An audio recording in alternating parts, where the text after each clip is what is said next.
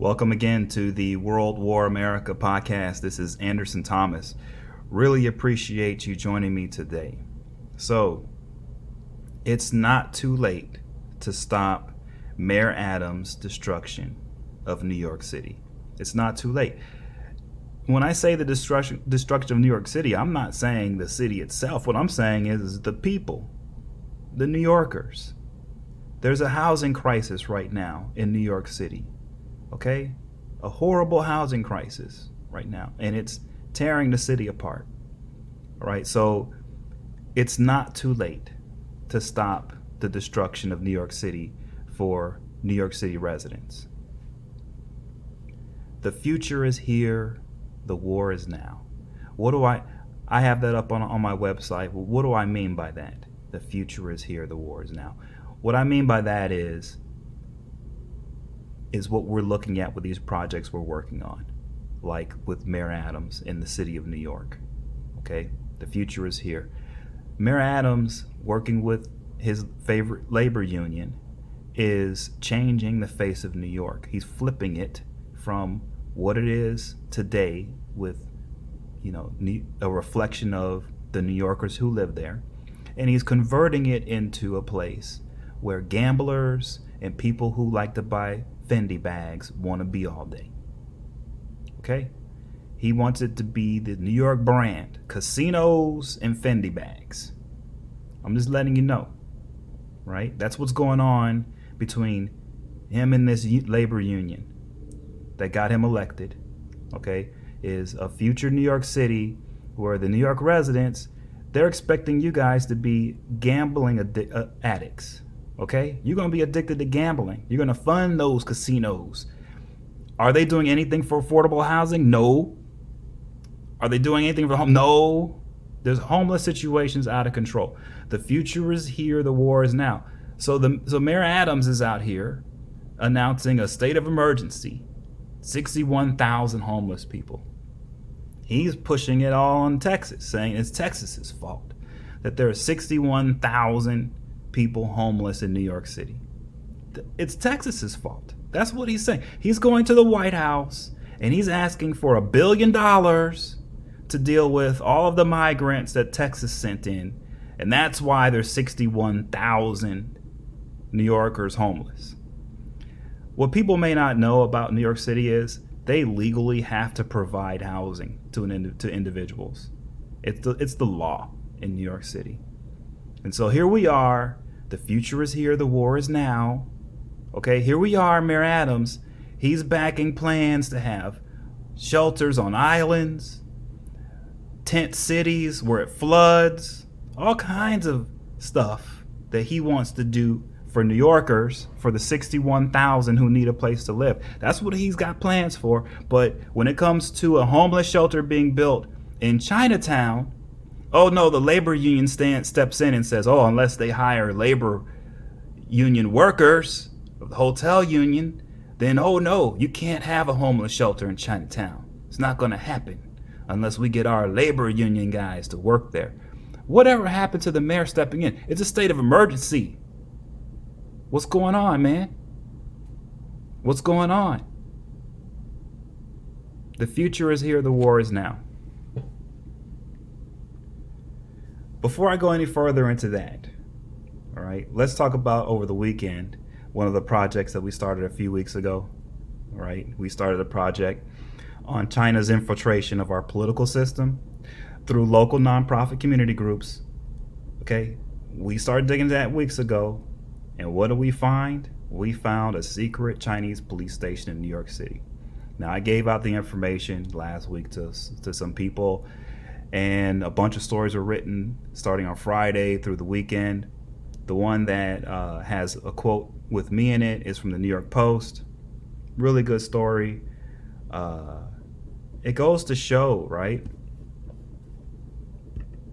what you can do if you dig into some public documents, you analyze it properly, and you just follow the money, right? Which is what we did. If you go back in the previous podcast episode, you'll see I'm just following the money, okay? So what is it that China's doing Okay, so the future is here, the war is now. What is it that China is doing with secret police in the United States? Well, I'll tell you, right? 5 individuals charged variously with stalking, harassing, and spying on U.S. residents on behalf of the PRC secret police. That's a press release that was titled on March 16th of this year. All right? According to court documents, all the defendants allegedly perpetrated transnational repression schemes to target U.S. residents whose political views and actions are disfavored by the PRC government, such as advocating for democracy in the PRC. In one of these schemes, the co-conspirators sought to interfere with federal elections by allegedly orchestrating a campaign to undermine the U.S. congressional candidacy of a U.S. military veteran who was a leader of the 1989 pro-democracy demonstrations in Beijing, PRC. In another of these schemes, 3 defendants planned to destroy the artwork of a PRC national residing in Los Angeles that was critical of the PRC government and implanted surveillance equipment in the artist's workplace and car to spy on him from the PRC. So that's what China's doing when they have secret police stations in the United States. Does anyone think this is the only congressional race they had influence in? I'm telling you, they're running around here. And it's cynical too, right? Because one of this office, this police station in Manhattan, it's in the same office owned by a nonprofit that's now hasn't filed paperwork and got revoked. Right up on the wall, you see the banner of the police station and the big old banner of the nonprofit. And so it's a cultural group. And so here we have the Chinese government working through cultural groups, nonprofit charities, in order to do things like what the Justice Department alleged in the March 16th press release involving the Chinese secret police and trying to interfere with federal elections with a race in Congress. That's called the future is here, the war is now. Right? So what do we do? What are we doing? Why? This is why I have the podcast, because look, MSNBC, CNN, these guys are asleep at the wheel, man. They've got no clue what's going on. They don't. They need our assistance. That's what this is all about. World War America. That's what this is about. And so we had a slew of stories reported this weekend on this. We still have more to go, right? So going forward, like I said before, this is the beginning of a 2-year project at the minimum. So we're going to be digging into all these cultural groups. You know, it's slick for the Chinese government to go through a cultural group, because if you start examining and start looking, they're going to scream, "Oh, it's racism," right? Think about how far they've planned into this. Okay?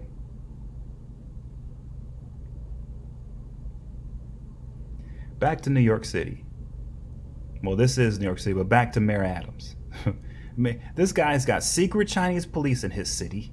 Doesn't even know it. Right? And then he's got a homeless situation that's created by a housing crisis in the city that he created. He did this. Right? So we're here with this podcast to point to this. Why? Because this morning, if you watch MSNBC, okay, all morning long, all they've been talking about is Mayor Adams' state of emergency in New York because Texas sent all these migrants up there. And now they need $1 billion from the White House. Stop. This is MSNBC doing this. They've got millions and millions, billions of dollars in resources at their disposal. All these reporters everywhere. And they are straight up reporting that Texas is the cause of New York City's housing crisis. Come on, man. Come on. So it's not too late to stop this, all right? It's not too late to hold the mayor's feet to the fire and force him to step away from this union that got him elected. him and city council in New York City, they need to step away from their interests and solve the housing crisis in New York City. Stop pushing casinos. Stop pushing Fendi shops. Get some affordable housing in your city. It's not right. It's not right. Here's from The Gothamist. 2 Chinatown homeless shelters scrapped. A labor dispute likely next one. Here's another one. Success eludes New York's plan to convert hotels into affordable housing. After a year and $200 million committed, New York hasn't created a single apartment, thanks in part to piecemeal policy and a powerful union. That was September 19th of this year. And so the mayor's out here saying there's 61,000 homeless in his city. It's because of Texas, and he needs $1 billion from the White House. Come on, man. Not when you've got $200 million for affordable housing and you haven't built a single unit yet. Come on, man. Not when you've got a homeless shelter ready to be built in Chinatown and it gets blocked by the labor union that got him elected because they want 24 union workers to work in the homeless shelter. If that doesn't happen, you can't have your homeless shelter. You got to put the homeless out in a field that floods, in a tent city. And that's supposed to be New York City's brand. That's the brand the mayor's shooting for. Now, the brand he's shooting for is a whole bunch of casinos and Fendi shops. But that's not New York. Come on, man.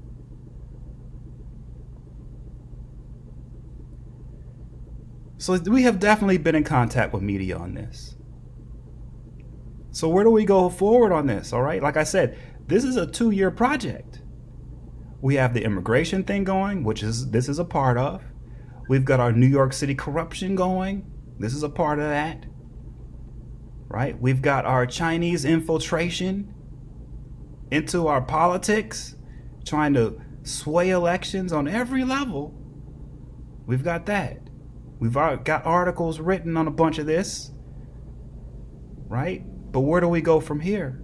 Well, where we're going from here, especially on Mayor Adams, is his chief of staff that he had that just left. He was reviewing all of the casino bids that the city's looking at, and now he left. So we're going to see who he works for. We're going to see what he's doing, because we need to find out, if he's asking for $1 billion, and he's not really telling the truth as to why the problem exists, then is all the money going to go to fix the problem? I doubt it. I doubt it. So that's where we're going to be looking also. We will be sending in FOIAs. That's what we have to do to figure out what kind of communication is the mayor's office having with federal agencies. What are they trying to do? Because we know what their interests are. They want more casinos and they want more Fendi shops. Right? So how do they get that with this money coming from the White House? That's where we're looking. While the rest of the media starts debate that, while they continue to debate about, it was Texas who created this. Come on, man. This is New York City. Texas can't overload New York City stop it. With migrants on buses, stop it. It's ridiculous already. It's ridiculous. It's not too late. So we're still pressing ahead. And I expect no more articles to come out on this. I expect MSNBC to wake up. The other news networks to wake up. But that's what this podcast is for. I need more of you. I need more help. So we can start exposing this and we can unlock ourselves from the crap that's being put out there right now, right? Because that's what it is. So thanks again for listening in. Please share this. Please subscribe. Please come back for the next episode. We've got a lot more going. Thanks again. Take care. Anderson Thomas. Talk to you soon.